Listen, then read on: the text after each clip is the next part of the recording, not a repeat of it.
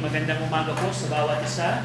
Every Sunday morning, pinag-aaralan po natin ang Book of Zechariah, and we are now in chapter 7. Now, before po tayo mag-aral at sundan yung chapter 7, balikan po natin yung structure po ng Book of Zechariah. We know na from chapter 1 hanggang chapter 6, ang Book of Zechariah, by the way, ay nahati po sa tatlong bahagi. We can divide the Book of Zechariah into 3 divisions.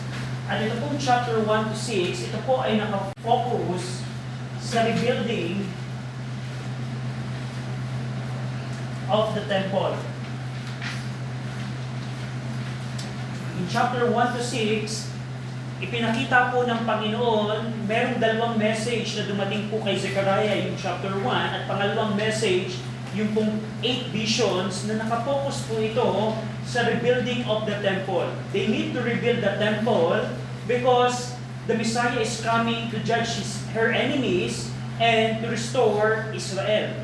Pangalawang bahagi po ng Book of Zechariah, which is 7 to 8, ito po ay patungkol sa sincere worship. Paano tayo ngayon mananambahan sa Panginoon? Galing tayo ng 70 years captivity na brainwash ang ating pag-iisip ng Babylonian system. Paano ba tayo mananambahan sa Panginoon? So po, Zechariah dealt with that. At yung huling bahagi po, verse chapter 9 hanggang 14, it's all about the coming king. Pagdating po ng hari, which is the Messiah, and His kingdom. So ito po yung pangkalatang larawan ng Book of Zechariah. And today, ang pag-aaralan po natin ay ang chapter 7, which is all about sincere worship. Ito pong bahagi po na ito, going back po sa Zechariah chapter 1, ito pong first division, there were 2 messages, 2 instances that the word of the Lord came to Zechariah. Yung una po sa verse 1, in the 8th month, in the 2nd year of Darius. Yan po yung unang bahagi. Pangalawa po is in chapter 1 verse 7, upon the 4 and 20th day of the 11th month. So, dalawang instances na dumating po yung word of God. Pero dito po sa chapter 7 verse 1, makikita po ninyo, chapter 7 verse 1, and it came to pass in the 4th year of King Darius. Sa chapter 1, 2 instances na dumating ang Word of God during the 2nd year of Darius. And fast forward ng 2 taon, chapter 7 and 8 came to Zechariah. So in terms of timing, I want you to remember na itong chapter 7, 2 years had passed. 2 taon na ang nakalipas, dumating ang another word of the Lord kay Zechariah. So ano ang mga instances na kailangan natin maalala in chapter 7 and 8? If 2 years had passed, they're constructing the temple for 2 years now. So tandaan ninyo, dito, nag-start yung construction ng temple at yung 7-8 visions. They were 5 months into construction and 2 years have passed. The Lord dealt with their sincere worship. Actually, they are now halfway sa completion ng second temple. Kasi around 4 or 5 years po yung overall construction ng temple. And they are now halfway in the completion of the temple. At dito, the Lord prepared the Jews for the restoration of temple worship by rebuking them by their insincere worship toward Him. So hinahanda ng Panginoon ang mga Hudyo dahil at this point, halfway na sila. Kalahati na yung nabuo nila sa templo. And as they prepare for the restoration of temple worship, the Lord prepared the Jews by rebuking them about their insincere worship. At dito, although the Jews perform religious practices such as fasting, they continue to commit social sin against their fellow Jews, and the Lord reminded them, don't follow the sins of your fathers. Yun po ang titingnan natin sa chapter 7. So, makikita natin, to sum up, yung chapter 7, ating pong pag-uusapan. Dito, makikita natin yung fasting, makikita natin yung social sin ng mga Hudyo, makikita natin dito yung sins of their fathers. And titingnan natin, itong mga bagay nito, paano ito nakarelate as they prepare to restore the temple worship. Now, in Zechariah chapter 7, 1 to 3, babasahin ko po ito, sundan niyo po sa inyo pong mga Biblia, Zechariah 7, and it came to pass in the 4th year of King Darius, that the word of the Lord came unto Zechariah in the 4th day of the 9th month, even in Kislu, when they had sent unto the house of God Jerezer, Regem-melech, and their men to pray before the Lord, and to speak unto the priests which were in the house of the Lord of hosts, and to the prophets, saying, Should I weep in the 5th month, separating myself as I have done this so many years? Shall we pray?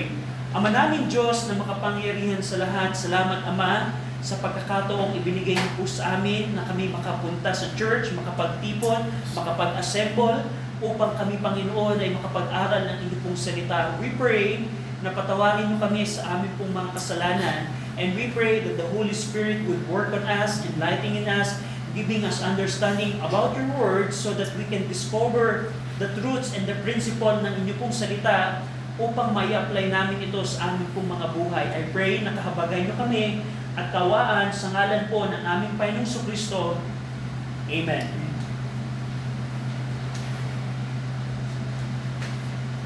So, in verse 1 to 3, after the word of the Lord came to Zechariah concerning the call to return to him, chapter 1 to 6, the word of the Lord came to Zechariah, but the purpose of that message, you return unto me, and I will turn unto you.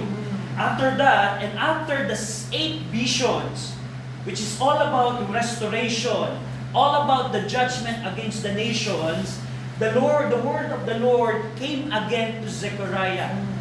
Hindi ba kayo nagagalak whenever the word of the Lord came unto you? And that's what they experienced. Tandaan niyo po, during the time of Amos, they had a famine. Not physical famine, but the famine of the word of God. But dito, they were abundant sa word of God. And in our time, whenever you open the scripture, whenever you go to church to study the word of God, the word of the Lord came unto you. That's At right. ganun ang nangyari kay Zechariah.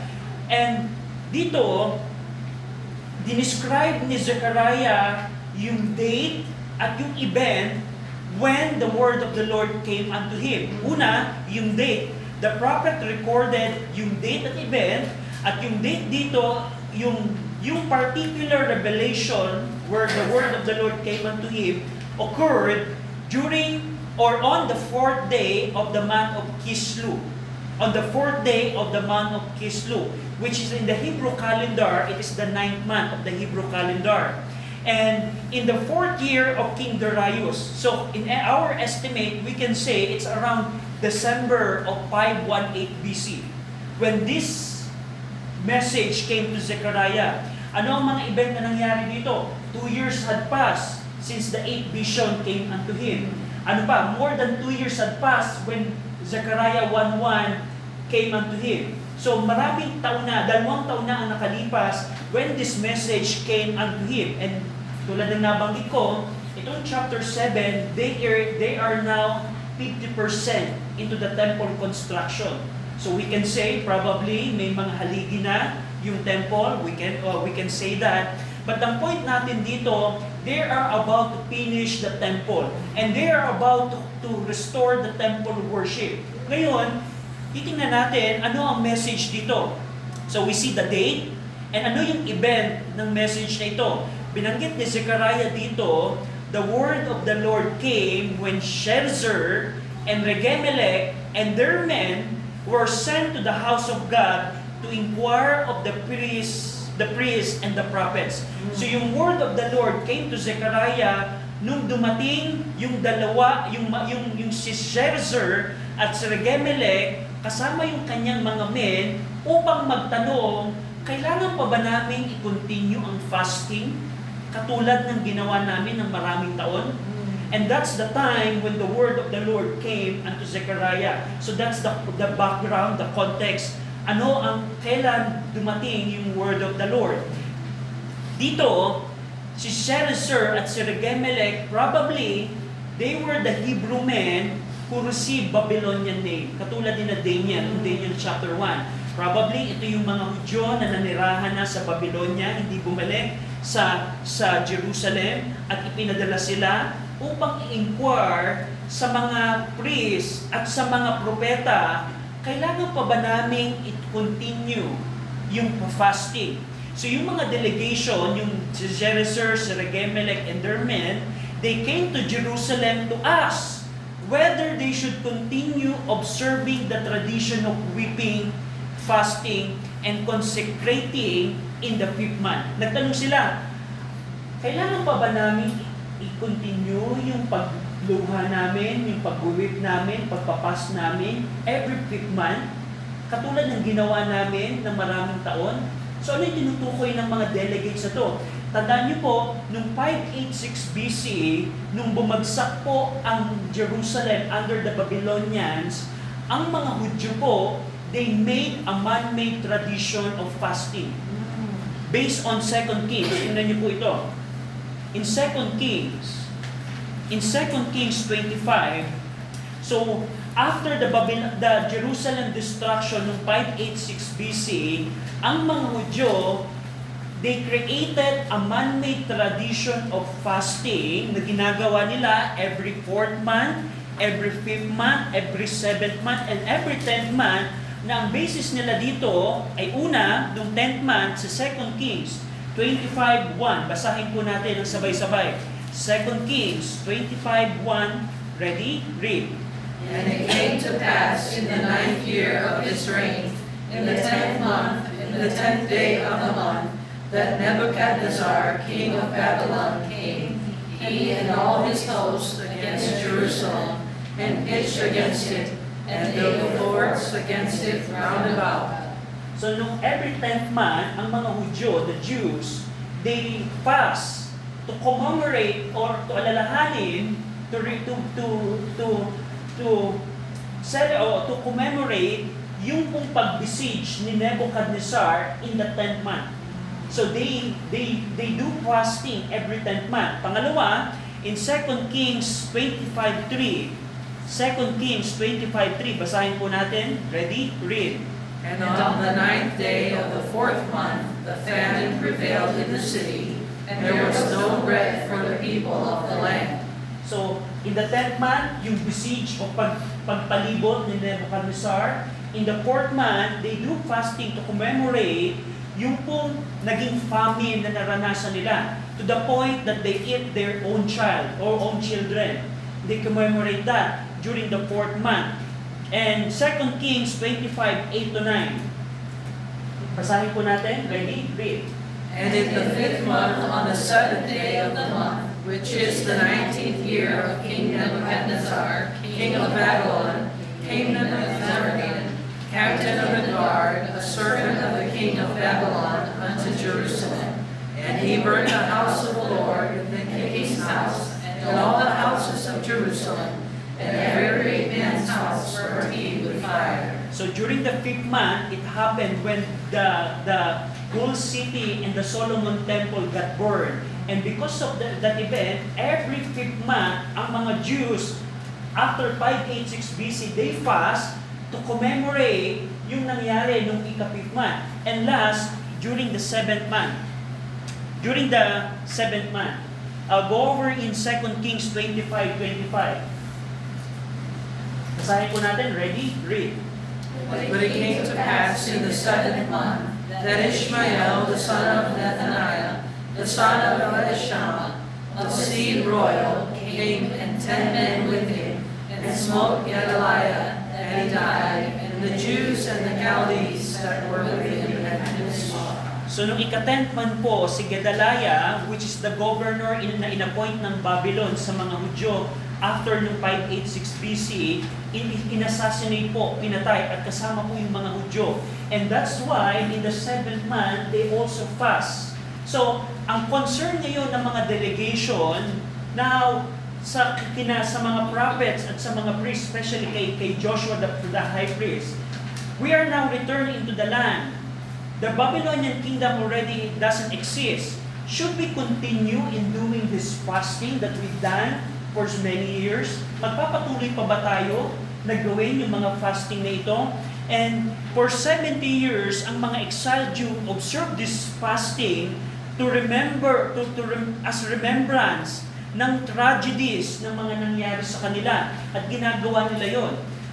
Kung kayo po ay familiar sa Jewish custom ngayon, meron po silang saying na ginagawa, yung Night of Ab.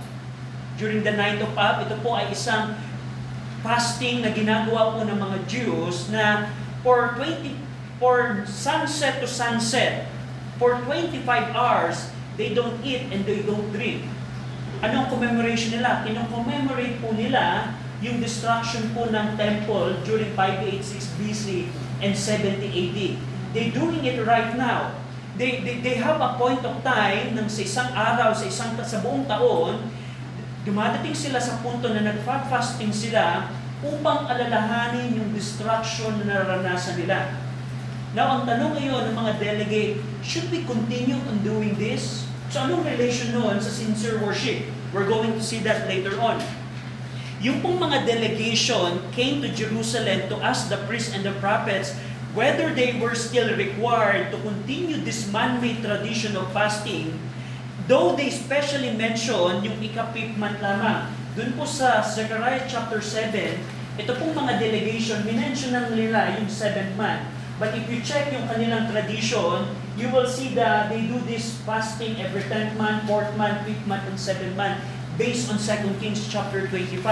So, itong mga delegation na to, they mourn, itong mga Hudyo, the problem with this fasting, anong problema? Siguro probably tanong ninyo, what is the problem with this man-made tradition, with this fasting? You know what? Because they mourn the loss of the city and the temple, but they fail to reflect why they had that tragedy. Itong mga Hudyong ito, nag-fasting sila every 10th month, 4th month, 5th month, and 7th month. They do that every year upang alalahanin yung destruction na naranasan nila. But you know what's the problem is? They don't reflect why they received that judgment. Why they had that kind of destruction. Yun ang failure nila. That's why, during the time when this delegation came to Jerusalem to ask the priest, the word of the Lord came to Zechariah. That's the event. And based on that question, ano ang word of the Lord na ibinigay ng Panginoon sa kanila? Go over in verse 4 to 7. Zechariah 7, verse 4 to 7. Then came the word of the Lord of hosts unto me, saying, Speak unto all the people of the land and to the priests, saying, When ye fasted and mourned in the 5th month and 7th month, even those 70 years, did ye at all fast unto me, even to me? Nung maraming taong kayo nagfa-fasting ng every 5th month and 7th month, ginagawa niyo ba yan para sa akin? Second question, and when ye did eat and ye did drink, did not ye eat for yourselves and drink for yourselves? Nung kayo'y umiinom, yung kayo'y kumakain, di ba ginagawa ninyo yun para sa inyong mga sarili? That's the second question of the Lord. Number 3, should ye not hear the words which the Lord had cried by the former prophets when Jerusalem was inhabited and in prosperity, and the cities thereof round about her, when men inhabited the south and the plain? So, ikatlong question, hindi niyo ba napakinggan yung mga salita ng Diyos na ipinangaral ng mga former prophets nung ang Jerusalem ay maayos pa? Hindi niyo ba napakinggan yung word of the Lord? So, in the event that this delegation came to the temple or to the prophets and priests to inquire if they're going to continue this fasting, the word of the Lord came by 3 questions. Primarily, first simply by 3 questions. Ang unang tanong ng Panginoon, when ye fasted and mourned in the 5th and 7th month, even those 70 years na kayo ay nasa captivity, did ye at all fast unto me, even unto me?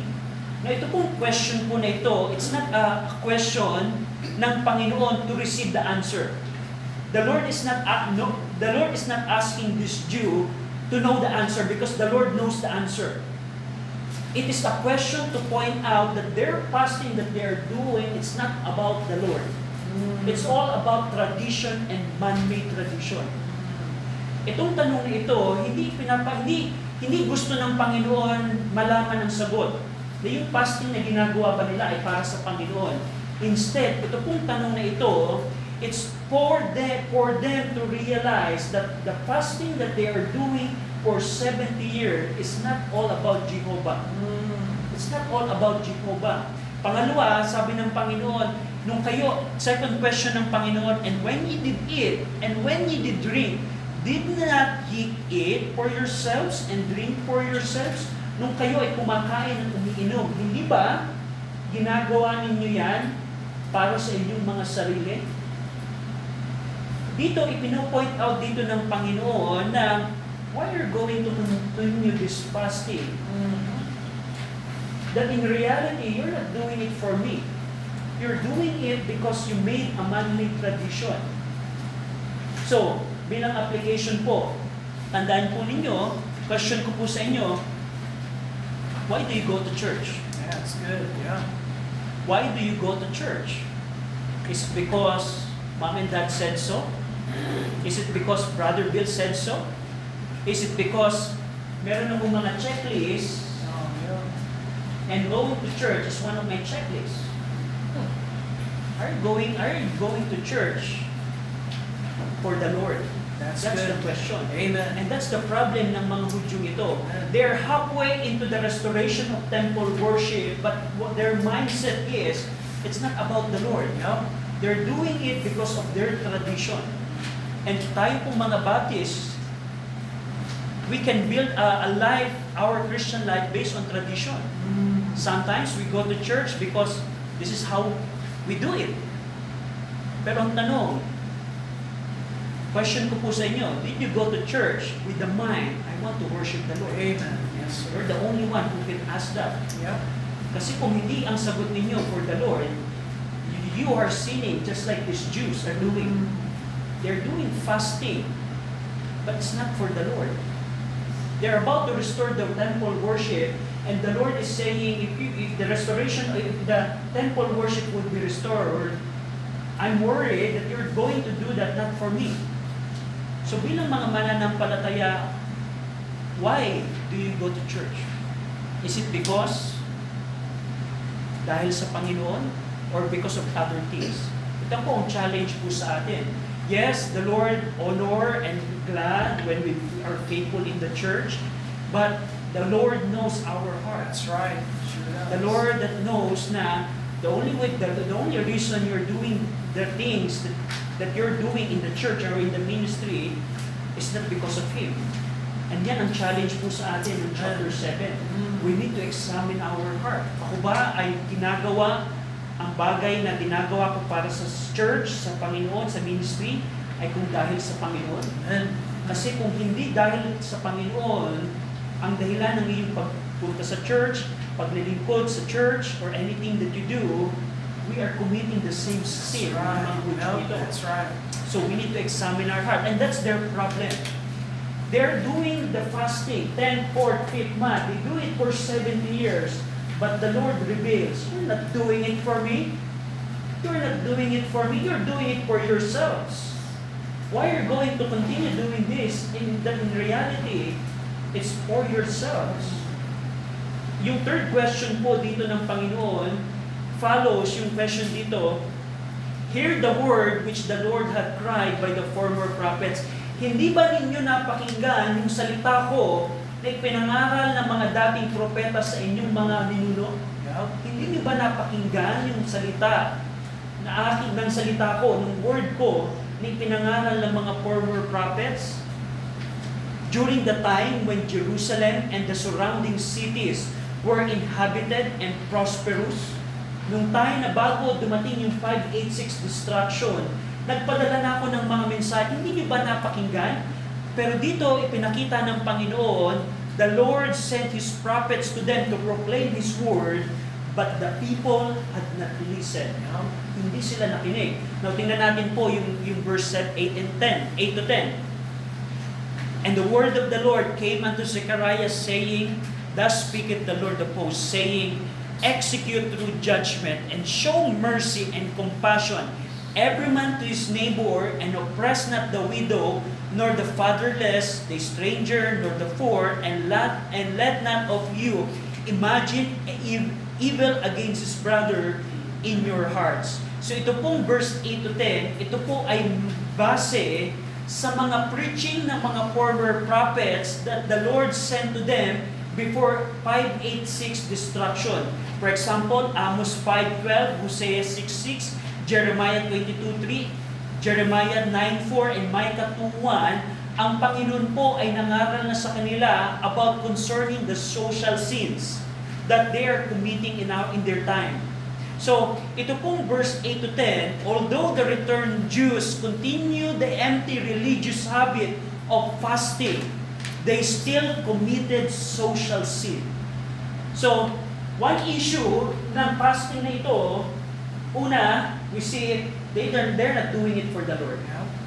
Pangalawang issue, they fast, they do these things, but at the same time, they commit social sins. And the Lord rebuked them for that. Ano yung mga social sins nila dito? Una, they failed to administer fair justice and allow injustice to prevail in society. Pangalawa, they did not show mercy and compassion to others. Pangatlo, they oppressed the widow, the fatherless, the stranger, and the poor. Pang-apat, they imagine evil thoughts against their brothers in their hearts. So, habang ginagawa nila yung fasting, ironically, they're also doing injustice. They're oppressing the poor. They're not showing compassion to other fellow Jews. And the Lord rebuked them for that. Now, question, bilang application po. Yes, we're happy that we are going to church every Sunday. But how do you behave when you are not in the church? How do you behave in your home? Parang ganito po. Let's say, I'm a good Christian every Sunday, but whenever I am at home, I'm not like a Christian. That's ironically. Na pag Sunday, mabuti akong Kristiyano, pero pag tinanong ko kaya yung aking parents, pag tinanong ko kaya yung aking mga classmates, pag tinanong ko kaya yung aking mga boss, do I behave like a Christian? And that's their problem.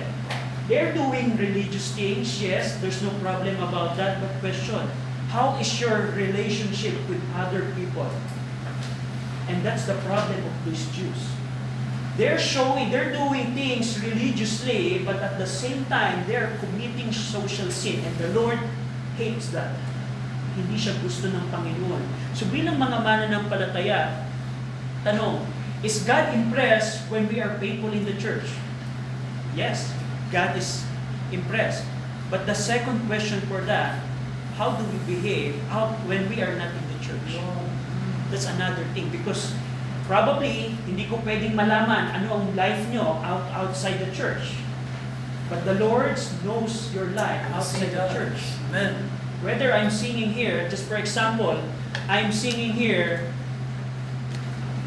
praise the Lord in the church, but kung outside the church, ang aking buhay is contradicting to what I'm singing here, we are committing the same sin that they are doing. Yes, that's right. Sin of hypocrisy. Na they appear religious by this fasting, but in reality, they are committing injustice. They oppress the poor.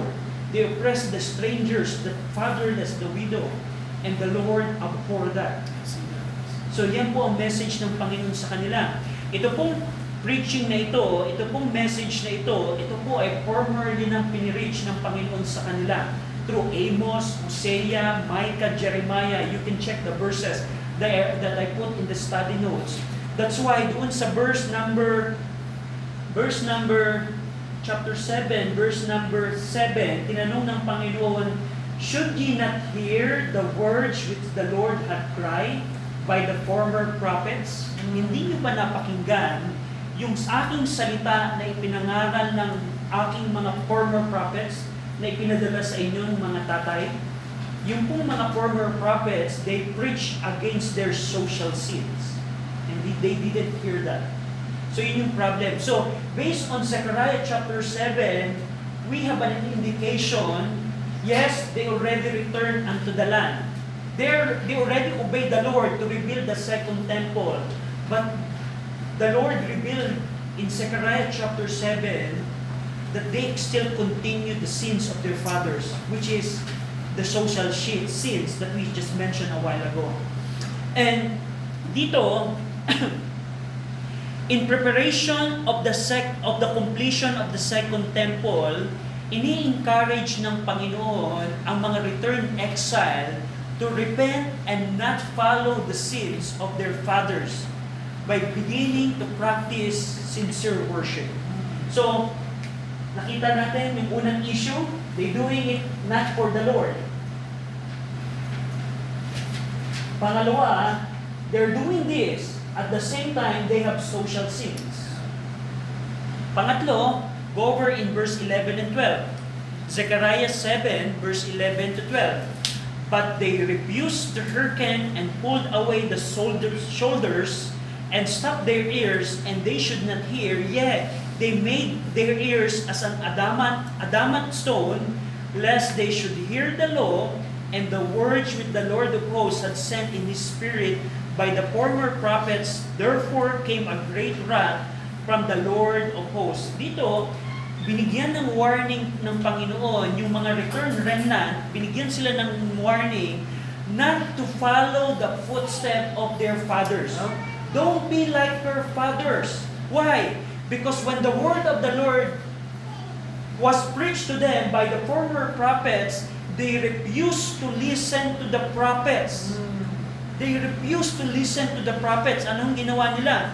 Go over in Zechariah 1:4. This is the second time that the Lord warned them about the sins of their former fathers. Go over in Zechariah 1:4. Basahin po natin ito. Ready? Read. Be not as your fathers, unto whom the former prophets have cried, saying, Thus saith the Lord of hosts, Turn ye now from your evil ways, and from your evil doings. But they did not hear, nor hearken unto me, saith the Lord. So, for the second time, Zechariah is preaching to them, don't follow your fathers. Don't follow your fathers. When the word of the Lord came to your fathers, they refused to listen. Don't follow their footsteps in refusing the word of the Lord. I hope this morning, no one sa ating kalagitnaan ang may ganyang attitude. We as disciples, we should continually receive the word of the That's Lord. right, amen. Whenever the word of the Lord is preached, we need to receive it. We need to take it as our word. But ang problem ng mga Hudyong ito, they don't do that. They refuse it. As a way ng refusal, they fold away their shoulders or turn as stubborn soldiers. Halimbawa, ito yung prophet nagpipreach. Yung i-turn ang yung balikat, parang tatalikuran siya. Just imagine that, the word of the Lord is being preached, and you turn from the one who's preaching. Pangalawa, they stop their ears. They stop their ears, meaning weigh down their ears from listening. Yeah, prophet, just talk and talk, I'll stop my ears from listening. Pangatlo, ano pang ginawa nila? All of this was done intentionally so that they would not hear. Tinatalikod nila ang sarili nila, tinatakluban ang tenga nila, and pangatlo, they made their heart as hard as adamant stone. Yung adamant stone po, ito po ay parang unbreakable diamond na hindi mo mababasa. Hindi lamang tumalikod sila, hindi lamang tinakpan nila ang kanilang mga tenga, yung puso nila ay pinatigas nila sa Word of God. I hope this morning wala tayong ganyang attitude. I hope this morning when you come to church, meron kang puso na hindi matigas. Meron kang tenga na handang makinig. At meron kang balikat na handa laging tumingin sa salita ng Diyos. Pero itong mga Hudyong ito, yung former fathers nila, ganito ang ginagawa. And Zechariah is warning them, don't be like them. And lastly dito, ni-remind ni Zechariah, because of their father's willful rejection of the word of the Lord, great wrath, matinding galit ang ipinadala ng Panginoon sa kanila. Go over in 2 Chronicles. 2 Chronicles, si Ezra din po ay nag-testimony nung galit ng Panginoon na ipinaranas sa kanila because they refused the word of the Lord. In 2 Chronicles 36. 2 Chronicles 36, verse 15 to 16. Sundan niyo po ako sa inyo pong mga Bible. And the Lord God of their fathers sent to them by His messengers, rising up betimes and sending because He had compassion on His people and on His dwelling place. But they mocked the messengers of God and despised His words and misused His prophets until the wrath of the Lord arose against His people till there was no remedy. Yung rejection po nila ay sinundan ng galit ng Panginoon. Verse 17 to 21, tingnan niyo po ito. Therefore, He brought upon them the king of Chaldees, who slew their young men with the sword in the house of their sanctuary, and had no compassion upon young men or maiden or old man, or him that stooped for age. He gave them all into his hand, all of the vessel of the house of God, great and small, and treasures of the house of the Lord, and the treasures of the king and his princesses. All this he brought to Babylon. And they burned the house of God, and brake down the wall of Jerusalem, and burned all the palaces thereof with fire, and destroyed all the goodly vessels thereof. And them that escaped from the sword carried he away to Babylon, when there were servants to him and his son until the reign of kingdom of Persia, to fulfill the word of the Lord by the mouth of Jeremiah, until the land had enjoined her Sabbath, for as long as she lays desolate, she keeps Sabbath to fulfill 70 years. So anong reason bakit nila naranasan yung destruction na sineselebrate o kinocommemorate nila with this fasting is refusal to hear the word of the Lord. Yes, you're inquiring me if you're going to continue this fasting, but don't you know the reason why you received the tragedy that you experienced 70 years ago? Don't you know that it's all because of your father's refusal to hear my word? And that's the answer ng Panginoon when the delegation came to the prophets and priests. Should we continue fasting? Don't you know the reason why you received these tragedies?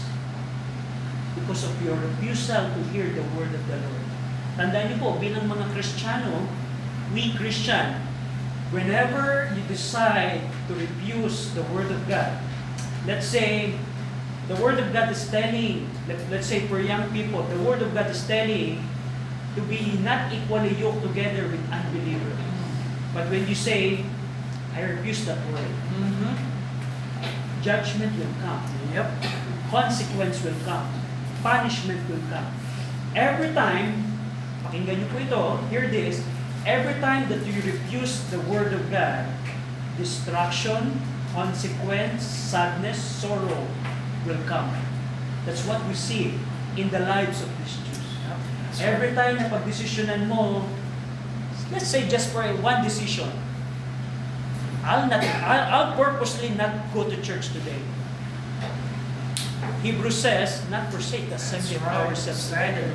But you purposely use that word. Then you see the consequence. Yep.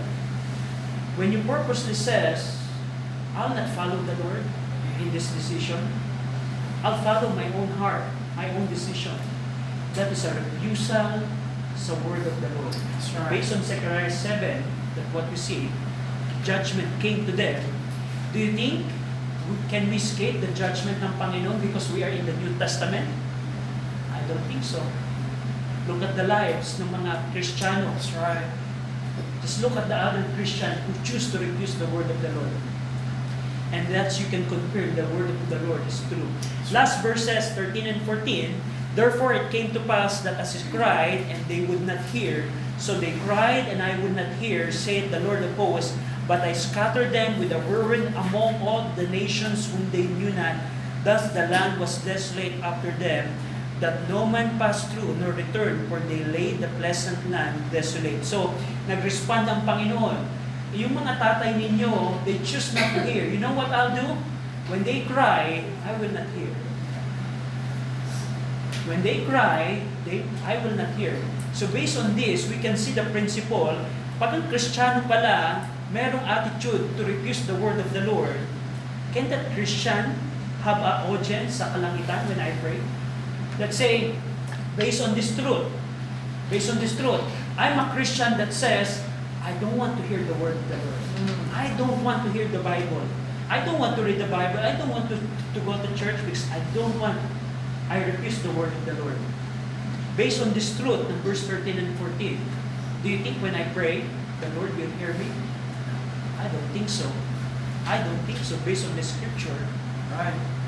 unless you repent of that and restore your relationship with the Lord, I believe that because that's what the Bible says. And that's what happened to their fathers. That's right. And that's the reason why we see also here, the Lord scattered them among the nation. Not only nawala yung audience ng mga Hudyo, when they cried, the Lord will not answer. Secondly, the Lord scattered them until yung Jerusalem ay maging desolate. So, ito pong chapter 7, this is the answer ng inquiry ng mga delegation. Should we continue in fasting? Should we continue in fasting? Kita natin, they're not doing it for the Lord. They're doing it for themselves. Pangalawa, they're doing fasting, but at the same time, you're committing social sins. Pangatlo, don't you know the reason why these tragedies came to you is because of your refusal to hear the word of the Lord. So, halfway to the restoration of temple worship, Zechariah 7 came to Zechariah to correct their mindset, to correct their heart. Bilang mga mananampalataya po, pinapakita po ng Zechariah 7 na it's okay to do what we're doing as a Christian, like fasting, going to church, prayer, giving offering, or serving in the ministry. But most importantly, if we're not doing it for the Lord, Yeah. if I'm serving and I am not okay with my family, and at the same time, if I refuse the word of God, the Lord doesn't accept, or God is not impressed on what I'm doing. So yun po ang challenge sa atin ng Zechariah 7. We need to examine how we do things in our Christian life. Am I doing it for the Lord? Or I'm just going to church because I just want to check the checklist. I just want to check. Para kang QA ng isang newly built car and you have a checklist. Headlight? Check. Horn? Check. Bilang Kristiyano, may mga Christian na may checklist din. I'm just going to church because I have a checklist to check. I hope hindi maging ganun ang puso natin. Pangalawa, you're a Christian and you're serving the Lord, but the question, how do you behave outside the church? Pangatlo, how is your attitude sa Word of God? Meron ka bang attitude to refuse the Word of God? Or your attitude is, Lord, that's your Word, I want to receive it. Shall we pray? Ama namin Diyos, salamat sa inyo pong salita. Salamat sa Zechariah chapter 7 na ipinakita niyo po sa amin ang inyong pong salita. Tunay po, Ama, na tulungan niyo kami bilang mga mananampalataya na huwag tularan ang kasalanan po ng mga Hudyo ito, na aming panahon ay makita namin how to properly serve you and worship you in our time. Jesus Christ, we pray. Amen.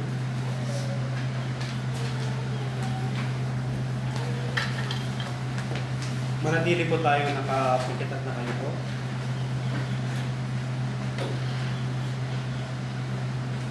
So nakita natin at nalaman natin sa buhay ng mga Israelite na kung papaano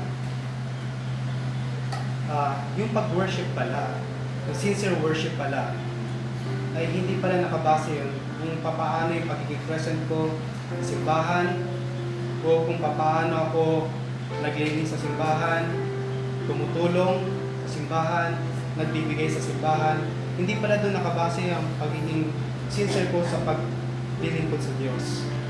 So nalaman natin kung papaano ang mga Israelite na nakalimutan na rin dahilan ng kanilang pag-fasting.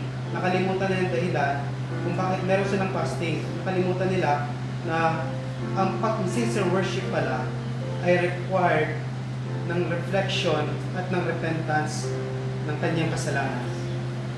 So, kung kitong pa ng Brother Kenneth, let's pray for me. I don't have sincere worship kasi hindi ko pa alam at nagsisisi ako sa aking kasalanan. Nais kong ma-save, nais kong manampalataya sa aking Panginoong Jesucristo, nais kong magkaroon ng tunay na relasyon sa Kanya at magkaroon ng sincere worship. Brother Kenneth, please pray for me. Kung ganun ang panalangin mo, nais kong makita yung kamay. Amen.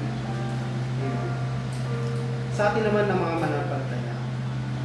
So, yung nabasa, yung napag-aralan natin, nakita natin na yung mga Israelite, yung pag-fasting nila na may maling puso, pag-fasting nila dahil kailangan nila, mag-fasting sila dahil para lamang sa isang bagay, hindi dahil para sa Diyos, hindi dahil para mapapurihan ng Diyos. Nakita natin na ganon ang nangyari sa Israel. Brother Kenneth, please pray for me. May pagkakataon sa buhay ko na pupunta ako sa church dahil nais ko lang maging present, nais ko magsimba, pero mali pala yon. Hindi pala sincere worship yon. Kaya nais ko magsisi ng aking kasalanan sa pagiging insincere ko sa aking pag-worship sa Diyos. Kung ganun ang iyong panalangin, nais ko makita yung kamay. Amen. Let's pray. Huwag man takila, makapangyarihan sa Diyos. Makapangyarihan ng Diyos. Nagpapasalamat po kami sa inyong kabutihan sa inyong buhay sa umaga nito. Nagpapasalamat po kami, Ama, pagkat binigyan niyo po kami ng panibagong kaalaman mula sa inyong panagsama. Na ang pagpunta namin sa simbahan, ang pagsamba namin sa inyo, pag hindi namin pinakinggan ang inyong banal na salita, ay insincere yun na pagsamba. Tulungan niyo po, Ama, ang aming puso na maging tama, na tuwing pupunta kami sa simbahan, nakalagay na sa aming puso at isipan na kami sasamba, magpupuri sa inyo, magpapasalamat sa inyong ginawa. Tulungan niyo po at nagsisisi po kami sa aming mga nagawang kasalanan ng hindi pagiging faithful at pagiging insincere namin sa pag-worship sa inyo. Tulungan niyo po, Ama, na hindi kami magkatulad ng mga Israelite na magpa-fasting dahil kailangan, kundi kami, Ama, ay patuloy, Ama, na mag-worship sa inyo dahil alam namin naman na karapat dapat po kayong purihin at pasalamatan. Ama, binabalik po namin sa inyong kapatid karangalan. In Jesus' name we pray. Amen. So para po sa ating pagkain, hinihingi ko po si Father Joe. Father Joe, please pray for our food. Dear Lord, please bless the food to all of our bodies and please bless the hands that prepared it. And thank you that we're able to get together and read your word. Discover more truths that you have to fight for us. In Jesus' name. Amen.